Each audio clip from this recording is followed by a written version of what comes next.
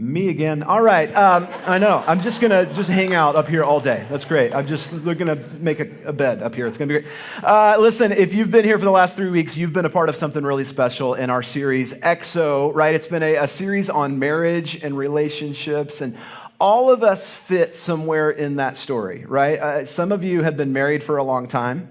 Some of you are recently married. Some of you are about to be married, right? Some of you are praying to be married. Some of you used to be married, right? We all have, in some way, shape, or form, relationships, especially marriage relationships, are actually pretty close to a part of our story.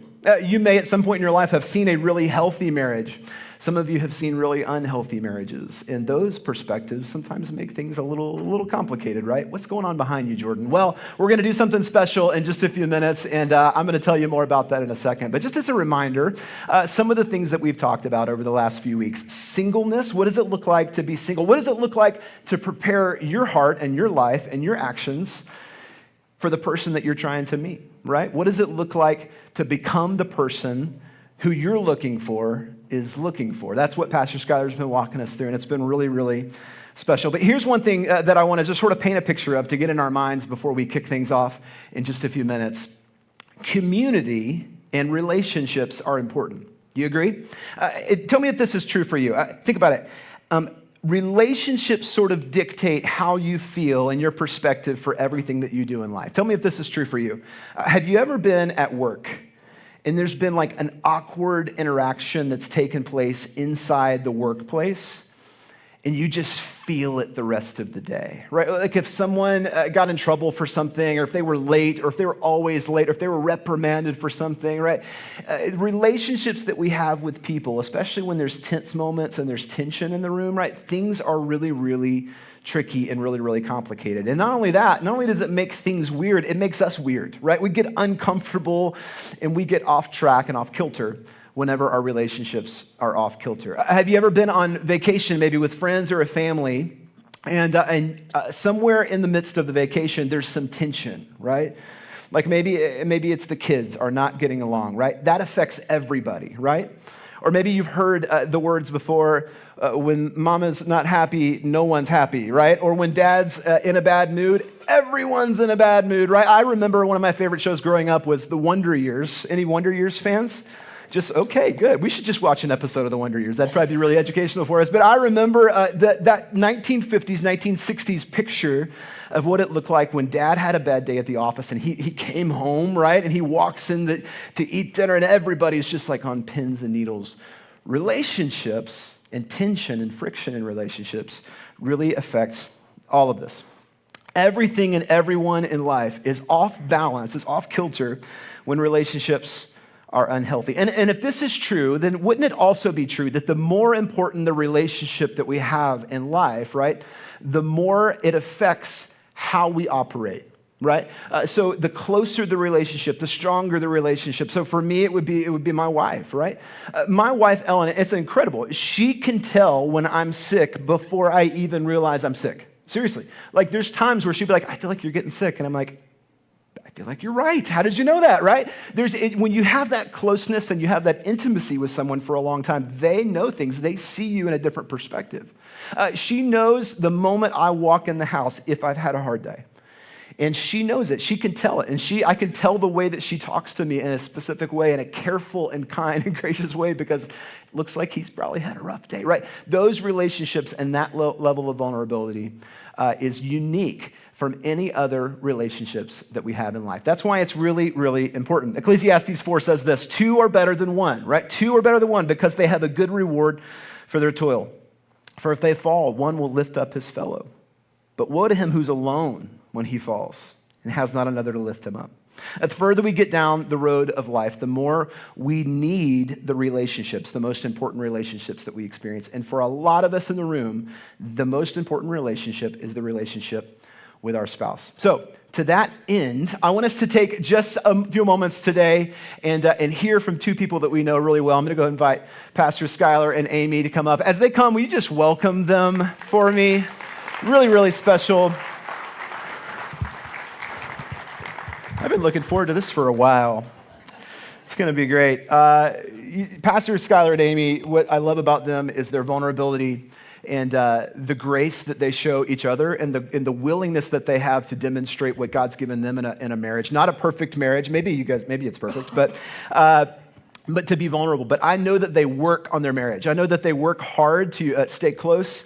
And that's a really important thing. So today we're going to take some time and we're going to have some questions prepared, right? Some fun ones, some really good questions that they're going to answer and they're going to share. And so really honored to have you guys here today. It's going to be really special. And I thought we could just start with, since it's an election year, who are you guys voting for? If you could I thought that would be... Yeah, would make a little sense. softball to begin with. Softball. I'm just kidding. Here's the sort of the thing, the myth about when you have someone like Pastor Skylar who's on the platform every single week. You feel like you know him, and you do. The person that you see on the platform that shares from God's word and that teaches and preaches every week, he is the same guy. I get to have that perspective. But sometimes when you see someone every week, you're like, there's things about that person that I don't know that I would be curious to know. So some of these questions today are built around that. So we're going to start really, really easy, but I think a really important question I would love for you to share. Skylar, we'll start with you. How did you guys meet? How did you start your relationship with each other?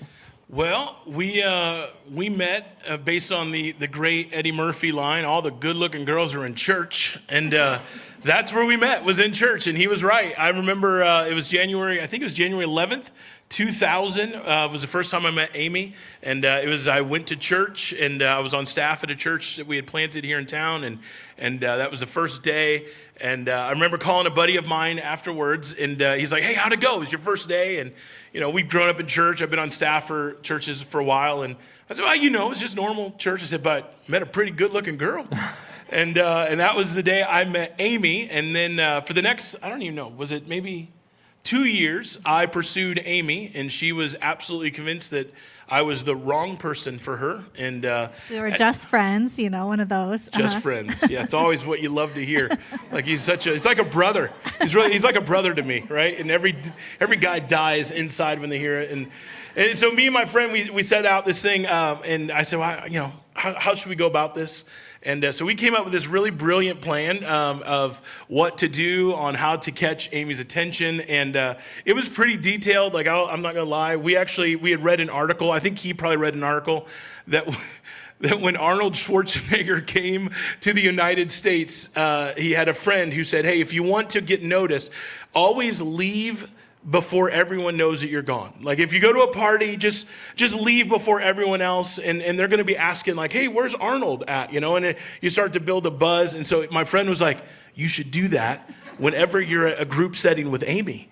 And, that way all the group will be like, hey, where's Sky? And now they're talking about you. Now they're thinking about you. And so I did that. So he did that. Yeah. And what do you think, my friends, we all said, somebody would go, where'd Skylar go? And I would go, oh.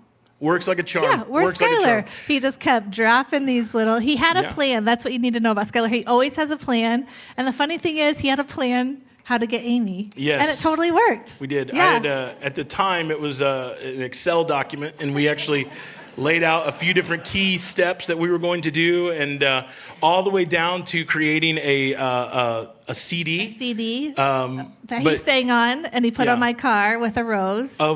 To find that CD. But it was just as friends. It was me singing worship songs. Amazing. So that's, if you ever wonder what kids grow up and they're like Bible characters for Halloween, it was us. It was like that was it. So it was a worship love mix that I created.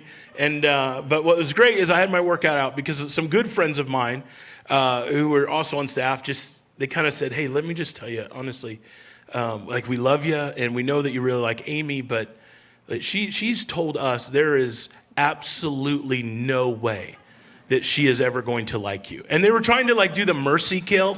You're you're shopping in the wrong aisle, pal, just trying to be helpful and stuff like that. But he won me over not just with his plan, of course, but Skylar at the time was a youth pastor, and I was one of the youth pastor leaders in our girls' small group for junior high and high school. And so for 2 years, this 2-year kind of friendship process, I watched him preach from stage, lead kids from stage. We did youth camps together as this big of a team. And so what I love so much about our relationship is what you see now is kind of what we used to do back then too. We have been partners and friends for a really long time, doing ministry together. But I just fell in love with the man that he was over and over again. And so much fun, yes, but also the leader that he is too. So we've been doing this for a long time together. Yeah, we're youth pastors still, just the kids got We're older. adults, yeah. So it's really what it is. But that's how we met. That's how we That's met. awesome. I love that. That's fantastic. I had this author that I follow. Her name's Anne Lamott, and she shares this. She says, a good marriage is where both people feel like they're getting the better end of the deal, right? And I know because I'm friends with both of you together, but also separately. I've heard both of you say things about each other when the other person wasn't in the room that you admire and that you love and that you cherish about them. And that's a unique perspective that I get. But so in light of that, here's a question. What would you say, Amy, we'll start with you. What would you say is Skylar's superpower? So if he had a superpower, what would be his superpower that if you wish, I wish I could have that for myself? What would it be? I love that question. And some of these questions we have talked over together and some we haven't talked through. So this is ones we haven't talked through. So it's nice to brag on your spouse too. But you guys know this about Skylar too. But I think he is the most generous person. So even when we were first dating, I watched him for years pay for other checks at tables, buy somebody's groceries behind us. Even now, our kids, we say he's the number one gift giver. So generosity, yes, with tangible things, but also, if you know him, he's generous with his time. He's generous with his attitude. He's generous with his spirit. Behind the scenes, our family gets to see that. Our staff gets to see that. But his generosity blows me away through every 20 years of staff transitions, conflicts within church. I always say he's a bridge builder, not a bridge burner. And I think that's just part of his generosity, so open-handed, where I'm not that way. I wish I could take all of that for myself, too. I love that about him. I totally agree. Skylar, what would you say is Amy's superpower? Without a doubt, Amy has this ability to make you feel seen and just valued in the moment. If you're talking to my wife, Amy, what I love about her, I think she makes you feel like you're the only person in the room. And I have seen there's so many of you who over the years have been recruited to join teams that you had no desire to join. But because Amy sat with you and just said, I really can see you in this role, you're like, okay, right? Next thing you know, you're doing things you never wanted to do, but you didn't want to say no to Amy. But she has this amazing ability to make you feel seen. And I think in a world where you just kind of focus on yourself and you're surrounded by a lot of others, those kinds of people that can go out of their way just to just pause long enough to know that they're actually listening to what you say and not calculating their response before you're even done talking. Those people are unique, and that's definitely Aim. She's one of those where I think that's her superpower. It is something that I wish I had. I'm very strategic. I won't walk into a meeting without having 18 different scenarios of how that meeting might go. And so half the time when you're there, but you're kind of calculating what needs to happen and what should I say? What if they did this? And yet Amy's just fully present all the time. And it's absolutely an incredible gift. So That's so true. I love that. Remind me, how long have you've been married for how long? Because you're coming up on something pretty special. Coming up on 20. 20. Mm-hmm. Coming up on Thank 20 you. years, which is fantastic. And let's celebrate that. I heard somebody clap. That's all I needed was one clap. Thank you, Mom. We're celebrating that with you guys. So when you have some perspective, right? You have some perspective after almost 20 years of marriage. When you look back on those early years, when you look back on even dating, is there any time that you just sort of, would you give yourself, if you could, just go back and give yourself some advice for an early season in marriage? What would that advice be? What would that look like? Skylar? Yeah, that's a great question. I think if I had to look back and if I had to talk to myself when I was single, I would probably have told myself what you're doing today impacts tomorrow more than you realize. The choices that you're making right now actually affect the next season. It will affect your relationship. And then when I was dating, I don't think I understood that. I don't think I comprehended that. I just thought I had all the time in the world, or, hey, this is not going to be a big deal. I'm incredibly good looking. I'll find lots of options. I'll be able to figure this out, right? You just assume that this season is this season, and then I'll change some things, or it will get better, or I'll focus on this in the next season. I just didn't realize how much what I chose to do today actually impacts tomorrow. And so the foundations that I'm building when I'm dating are actually the foundations for my marriage. And the foundations in the first year of our marriage, in the second year of our marriage, those things, the good and the bad, actually became our tomorrow. And I don't think I realized that. I think if I was to go back and kind of communicate that, I know we talk to our kids about this all the time. Literally everything you're doing right now is setting the stage for what your tomorrow is going to be like. And so the choices that you make, the foundations that you do, the habits that you create, the impulses, whether you give into them or not give into, all those things, you are creating a foundation for what dating is going to be like. And when you're dating, the choices that you're making, the foundations, the boundaries, the putting Christ at the center of your relationship and in your life, if you're not doing that now, it's really tough to have a foundation of that in the next season. And same thing when you're married. And if you've been married for any length of time, chances are you're a lot like me. What you did to get each other when you're dating, you just stopped once you were married. And it's just one of those things where if I could go back and I could kind of give some advice to my, younger self or to anyone in those seasons, I would tell you just never underestimate that what you are doing right now is setting the foundation for tomorrow. And that doesn't really matter for whether you're single, dating, married, if you're young, if you're old. That is a universal biblical truth. It is what God says, what you are planting right now, you will reap. That is the reality of it. There is no scooting around it. There's no downplaying it. You're not the exception to the rule.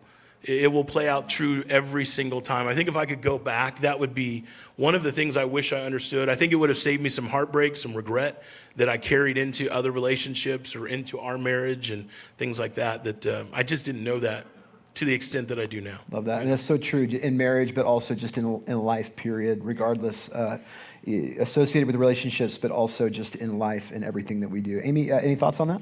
I think this goes for guys and the girls, but girls, I'll talk to you in the crowd. I think be honest with yourself. So many times I think that we have like lists or ideas in our head of what we want for what school we're going to go to, even what car we want to buy, what outfit we want to wear, and then we're like, oh, who am I going to date? That guy, he looks nice.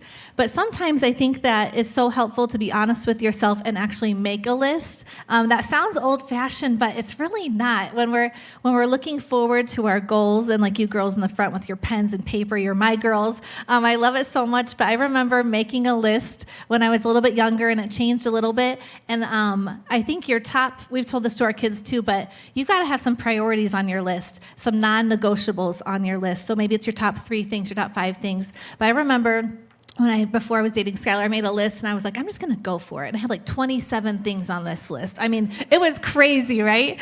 But the amazing thing is that I just believe, and it's a truth in God's word, that he wants to bless you more than you could dream of, more that you could pray for. And not that I had every 27 things on that list, but there were some amazing non-negotiables that Skylar was. But then some also extra things. This is silly again, but a guy who brings me flowers. The very first thing Skylar ever gave me was a flower, and I was like, okay, that's on the list. Another thing, this is so funny, I don't even know if Skylar knows this, but I had on this list, again, this is just God blessing you more than you could ask for, so just be honest with yourself, was someone who could pick me up. I know that's weird, but I had always dated kind of scrawnier guys, and I was always like, I wish somebody could just like pick me up. I don't know. And then when I married Skylar, I'm like, babe, on my list. So I know that's funny. So strong. Yeah, so chubby. manly. Chubby is a really great way to say that. Strong. Like, all the chubby fellas, there's hope for us, right? Strong. That's what it is. Yeah. Oh, boy. You're just A very strong under all that. Man who could pick Yeah. me up. But all of that to say, when you're in relationships, I think so much be honest with yourself. We all, man or woman, have gone, I like a lot about them, but those few red flags I'm just going to overlook. And I would say, number 1, God has someone better for you than what you're hoping for. So just continue to be honest with yourself and God. Yeah. Oh, that's great. That's awesome. Thanks for sharing that. So we talk around Heritage a lot. We're really open about the fact that we are not our mistakes, right? We all have a past. We all have things that we're not proud of. We all have things that we wish we could go back and correct or fix or really erase, right? And there's certain things even in life and marriage. I know this is true for my own marriage, but there's certain mistakes that I've made. When I look back on them, even though they were tough times, right? They were actually really valuable mistakes. Because they helped me to pivot. They helped me to make a change. So in like kind of an unusual question, but what would you say is your favorite mistake? Skylar, we'll start with you. What's your favorite mistake you've made? I mean, I feel like I've made a lot of mistakes. I mean, that's the irony of us sitting up here giving advice and stuff is we feel like we're figuring this out still today. There's a lot of stuff that we don't do right. I don't know.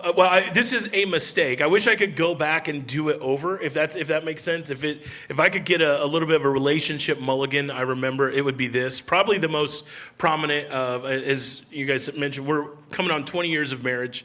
And when we were married for about 4 years before we had our first child was Oliver. And Oliver was not an enjoyable baby. He was from 0 to 100 in emotion. He just screamed, like he'd be fine, and then screaming like crazy all the time. And so I think it was some magazine Amy was reading. It was like, the temperament of your child, and you have to answer these questions, and they tell you what it was.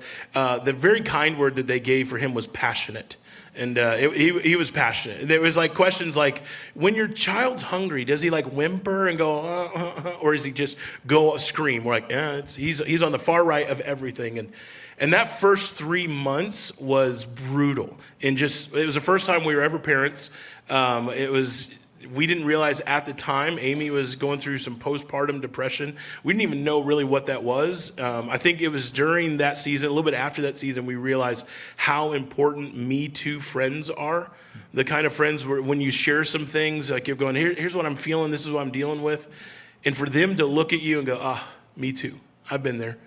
We had no idea. We went through that season and we were surrounded by people that didn't have the same experience. It wasn't that they didn't care. It was just that they didn't have the same experience. But that first 3 months, we're up all the time. Amy's tired. I'm tired. We're just constantly going through.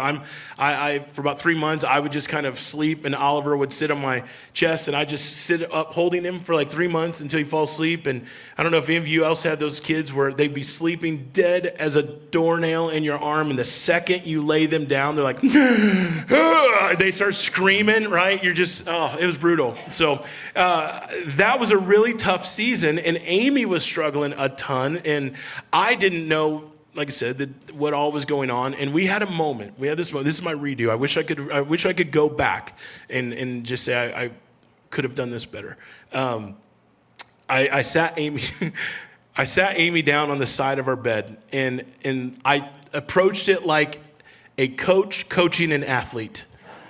This is going to go well. Yeah. I just said, this isn't going well. This is not going well. You need to buck up. I need you to wake up. I need you to start doing more. Like you got this. You need to buck up, and let's go. We can do this. You need to stop talking to your sister every day. You need to stop changing the routine. We came up with a plan. Let's stick to the plan. You need to buck up. That was our buck up speech, and I thought it was like kind of like a Rudy moment. Like she's gonna be like, let's go, right? And we can do it. And all of a sudden she just like wilts and crumbles and starts bawling. I'm like, okay, all right, that did not go the way I thought that this is going to go. And I wish in that moment that I wish I could have done that better. I didn't understand it. Sure. What I realized at the time was if I could go back, and this is what I think has changed a lot, I realized that because of that season and because of some of the mistakes that I made and how we navigate, how we communicated to each other, it kind of revealed to me like how important having Me Too friends are. And it really helped me to understand that there's a whole lot of things going on in my wife that I don't understand.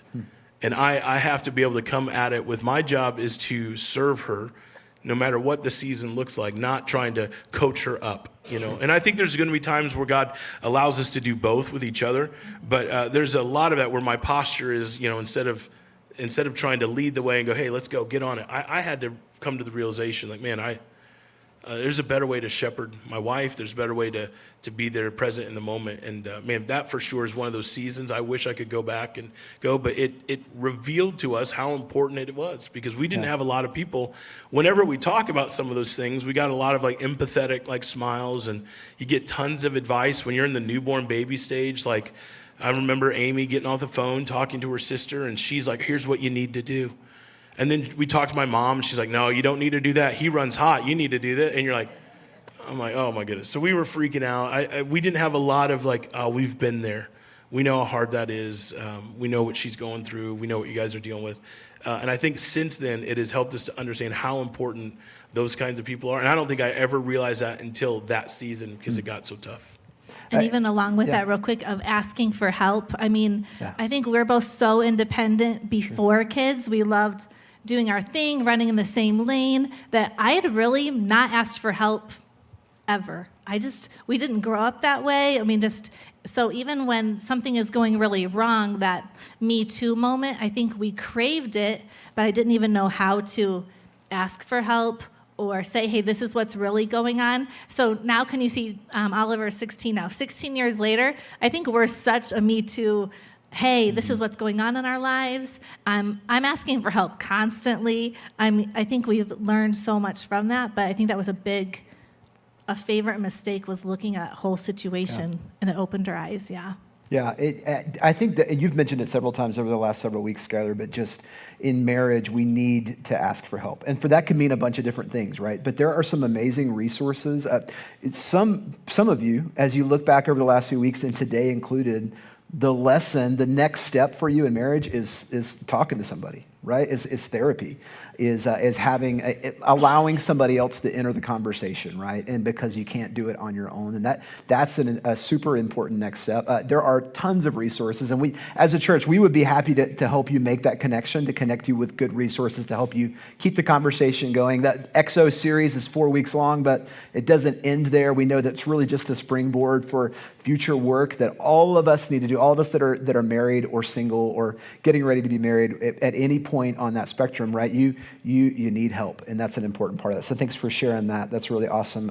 What future season, right? You've been married for 20 years. You've lived a lot of life. You've had kids. There's been a lot of things that you've experienced, high points and challenging points, right? But when you look ahead, right? What are the seasons that you're looking forward to? Amy, share with us about that. I mean, as parents, when you have little kids, you like the season, but you're always looking to have the next season, the next season, the next season. So for us right now, it might be like that empty nester season. But I think what we have realized within our own family is we say this like we're holding loosely to our expectation of what the future holds. Our youngest daughter is autistic, and so does our future look like an empty nest? Maybe not, but I think that we feel like it looks like a really full life.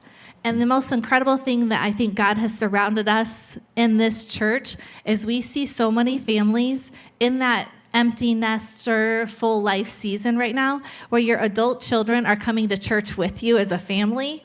Get out of here. I mean, that's like an incredible thing. So many of you, God has gifted in this church family with us to have special needs adult children that we have like watched you and are like following your footsteps. And it's such a gift and a blessing that I think, 10 years ago, we would have been like, oh, let's travel. I can't wait for empty nest. Everybody's great, but the kids are going to leave. And now we have this whole new picture of like, oh, what does a full life look like with adult children? And so I think that's incredible that we've been able to see too. Yeah, I think we're wired, maybe your relationship's similar. Amy is a dreamer. She's constantly, like, if we talk about going to dinner 3 weeks from now, tonight she'll be on the phone looking at the menu. She'll be like trying to think about what drink she's going to get, what her meal is. She gets very excited. Or if we set something up, we have in her mind, she has this expectation of what Thanksgiving dinner is going to be. And then all of a sudden what happens is whenever that situation doesn't meet that expectation, it becomes pretty jarring. And you go, man, what is happening? This wasn't what I pictured. This wasn't there. Now, on the other side, I feel like I live with such low expectations, I'm never disappointed. Like I'm always kind of thinking like, maybe it's my self-defense mechanism. I'm going to keep expectations so low that you can't make me upset, right? And it just We goes. are opposites in so many ways. I don't know Yes. if any other couple can relate to that. Yeah. But I love that we know that about each other. It's how we too. started dating. I'm like, I'll set the bar so low that anything I do, you're gonna be like, wow. All right, right? He's really hitting the out of the park. And what I've realized is when it comes to looking at the future is there's different things you can be hopeful for, but at the end of the day, you and I aren't guaranteed tomorrow. We don't know what it's going to look like. Our life changes with a phone call, a text message, an email. At the end of the day, what I've had to start to get okay with is, God, you are good and you are sovereign right now. Right now in my season, no matter what tomorrow looks like, even if it's different. And as parents who are navigating a season with a special needs child, I'm telling you, when we received the diagnosis for Willow when she was 3, that she had autism, every thought I had about what her future would look like was gone. I don't know what it's going to look like. And there is this disjointed kind of mindset that we have. And I think sometimes that's the danger. I think you can chart a course. You can be prayerful about the direction in the future. You can have some high expectations and hopes for where it looks like. But it has to be rooted that God is good and God is sovereign right now. And if that is true, no matter what tomorrow brings, you're going to be right where God wants you to be. And to be able to navigate that, it helps you to manage those expectations, because usually what happens when someone doesn't meet our expectations, we feel like we lose out. And we do that same thing in relationships. We do that same thing in our relationship with God. When life isn't going the way we expected and hoped, and God didn't meet our expectations, we feel like we're missing out and somehow God has let us down.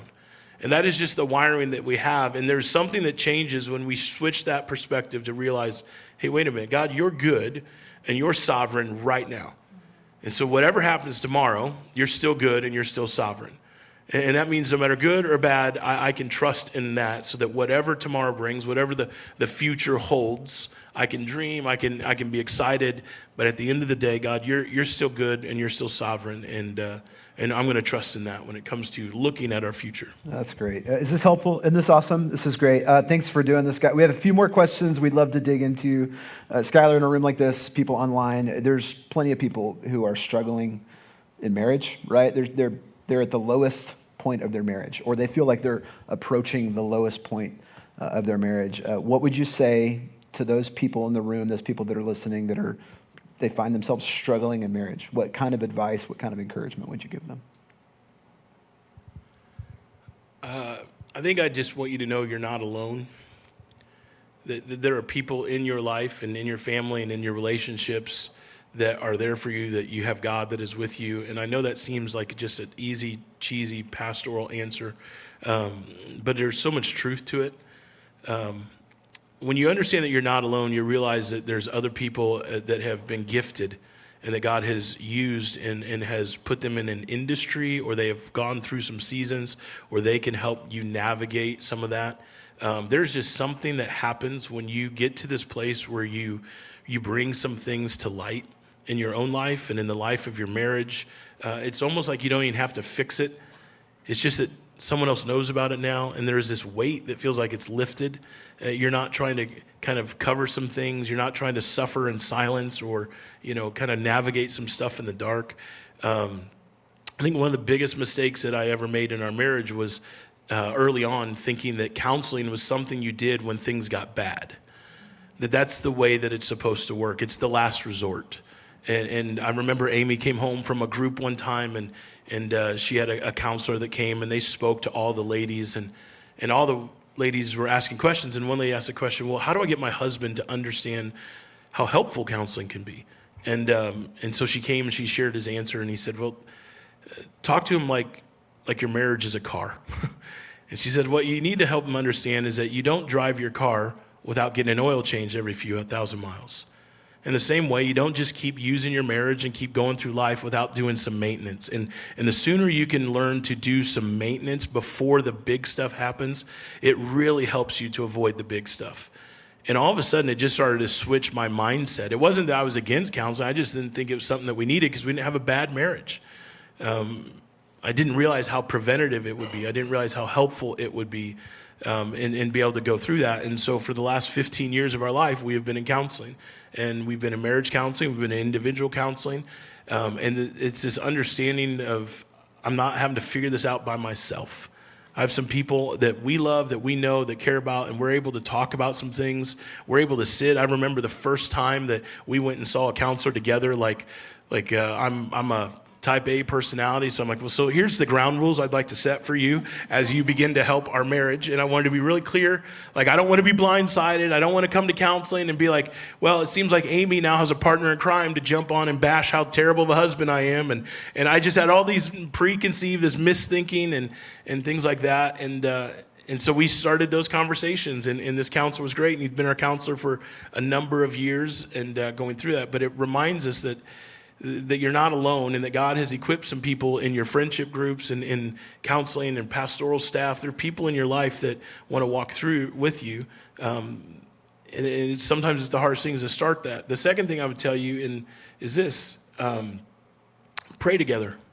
If you're struggling in your marriage, if you feel unfulfilled, if you feel disconnected, start praying together. When you pray together, there is something that begins to happen. When you sit together and you give thanks to God for his grace, thanks to God for his mercy, you ask God for some help, you ask God for forgiveness, you ask God for direction. What that does is it puts your heart in a posture. You're vulnerable. And we're professional Christians, and it is hard to pray together. It's just weird. It's awkward. I can pray and talk in front of hundreds and hundreds of people, no problem. But you put Amy and I together, it's like, okay, well, 9 out of 10 times we'll sit and go, we should pray together. And I'll hold Amy's hand and I'll go, okay, you want to pray? And she goes, you pray. And I'm like, man, it's just I pray every single time.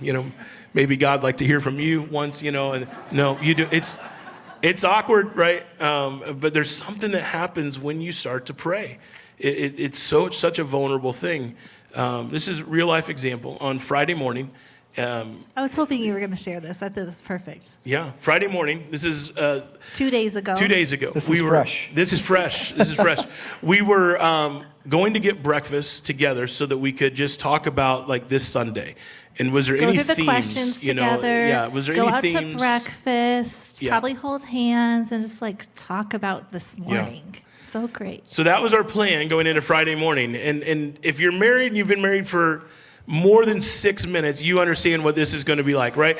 I don't even know what it was. Something happened. I don't know if I said something or if she reacted in a way that I didn't like it or something in the car on the way to get breakfast. And there was something that happened, and now we're annoyed. Now we're frustrated. You can sense there's tension, right? And you're just going, okay, well, that clearly isn't going well. And everyone, you have that moment where as a spouse, you're like, all right, do I just call this off? Do I be like, you know what? Why don't we just go home? Why don't we go home? Like, just like you treat your children, right? Let's just go home. This isn't, clearly we're not in the right space. And so nobody say anything. We get out of the car. We walk in to Walker Brothers here in town. And we sit down. We're looking at the menu. And normally, by the time we got out of the car, I would say, Amy, have a soft heart. He's right. He's right. No. You're wrong. No. But I would normally go like, just be the first one. 'Cause sometimes I'm prideful, like, I'll be the first one to say I'm sorry, but with a bad attitude. But I was like holding off. I was like, no, you know what? I'm going to see how long this takes us. So we might not even talk about those questions. I was, that was our focus going into this breakfast place. So we walk in and we're sitting down in our seats, and we're looking at the menu. We're doing like what are you gonna get? Like you could just sit. If you're married, you get this. You're sitting next to each other, but you feel 10 feet apart. You know what I'm saying? And so we're sitting there, and I'm like literally on my phone, which we choose never to do when we're at the dinner table together. But I'm like pretending like I'm just looking at the questions ahead of time. Like that's why we're here. I'm just flipping through it. We place our order. They come, they bring their food back, and our custom is we always hold hands and we always pray before our meals every single time. And where we're at, and I'm telling you, there's something I prayed. I grabbed Amy's hand, and the second I start to pray, my heart softens. I mean, the second I grab her hand to say grace, my heart softens. I just say, God, thank you for loving us. Help us to have soft hearts to each other. Thanks for this food. And just help us as we navigate these questions again. The second I prayed, prayer puts you in a posture of vulnerability like nothing else. That's right. It is the single greatest gift that God gives you for your relationship, is the ability and the opportunity to pray together. It puts you in that posture. And I'm telling you, when two people put themselves in a posture of vulnerability, so much good begins to happen. And that would be, it's not to downplay the depth of help that you may need or the hard parts in your marriage right now, but I'm telling you, if you're struggling right now, if you feel disconnected, the very best thing you could start today is to pray together. Just pray. Don't even pray for each other if you're still mad at each other. Just pray. Just, God, thank you for your goodness. Thanks for your mercy. Thanks for your forgiveness. Man, it's really hard to not ask your spouse for forgiveness when you just pray to God for forgiveness. Right? There's a posture of vulnerability that begins to happen. And if you're in a relationship, if you're single, begin to pray, build a habit of praying right now, build that relationship. If you're dating, build it. What you're doing today is laying the foundation for tomorrow. If you're married and it's not a part of your rhythm, and I'm telling you, we're professionals at this, and it's not something it's not easy. We have to be intentional to be able to do that. But there is something powerful, I think, that happens. And if you find yourself struggling, start there. Start right there. And then invite some people in to help you realize that you're not alone. Yeah. That you get someone to walk through it with you. That's good, man. We could go for we're out of time, but we could go for another half hour. I have many more questions I could feel like ask people you. always say that when they're out of time. I know. It's just what you say, though. It Yeah. is. Wrap it up, but pal. before we Wrap go, it up. seriously, in light of just talking about prayer and how important that is, Skylar, would you take a minute and just pray? Pray for the people in our church. Pray for the people that are listening right now, that are walking through hard times, the best times, all of it. Would you pray for us? Father God, we thank you. We thank you for who you are. We thank you for the fact that you are good and you are sovereign right now. And God, I can't even imagine, I won't pretend to know that every one of us in this room are in happy spots. Some of us are in happy spots. Others are in challenging spots. Some of us are in relationships and we're struggling. Some of us are hoping to be in relationships and we're not. God, I just ask that you would meet all of us in this place right where we're at. Remind us that you created us to be in relationship with you first, that that's where we are complete, that that's where we find our value, our identity, our wholeness is through our relationship with you. But God, we also know the relationships we have with others are so impactful. They're given to us by God so that we don't have to walk alone and that we can point each other to Jesus. And so Lord, I just pray wherever someone's at right now that they would say, God, would you meet me here? If they're struggling in their marriage, if there's healing that needs to happen, but God, begin to allow them to bring some people in, to bring you into their process, to pray together, to have conversations, to find some great counseling that can help them just navigate what's going on in their heart and their mind. Lord, I ask that you would meet us in that place. Lord, there is nothing more important to a family than a strong marriage. And so, Lord, I pray that that would become the top priority in our hearts and our lives. In your name I pray. Amen. Thank you, guys. Okay, can you help me thank Skylar and Amy for their time today? Awesome. It's been really helpful. Hey, just like we said at the beginning, everything and everyone in your life is off balance when your relationships are unhealthy, right? And you've heard from two people who we love and respect and admire and we look up to, right, as some pastors of our church who've been extremely vulnerable and very real with you. Let me just also just really quickly say this is uncommon, okay? I've been around the church world for 20 years and have been in ministry for a long time, been around a lot of pastors, been around a lot of churches, and to have this level of realness and vulnerability is not a normal thing in the very best way. We have people who lead our church and our staff and our campuses with vulnerability. And for some of you, that's where you need to go in your relationship. You need to just have a little reality check. We need to have a little reality, and we need to say, things aren't right. Something has to change. What's my next step going to be? We talked a lot about therapy and counseling and all sorts of resources that are available to you. As a church, we'd love to equip you with those resources. You just find us, we'll connect with you. If you're looking for a counselor, we'll help you connect with a counselor, okay? Hey, we're so honored to have you here today. I'm gonna invite you to stand as you're doing that. I wanna tell you one more time about all the good things coming up. Man, next week is our last service in here, but in 2 weeks, no gathering in the morning, Heritage Online on the morning of the 10th, and then that evening at 5 p.m., our night of worship. It's going to be amazing. Have you enjoyed our day today? Hadn't it been awesome? Hope you have a wonderful week. We'll see you right back here next Sunday. Take care.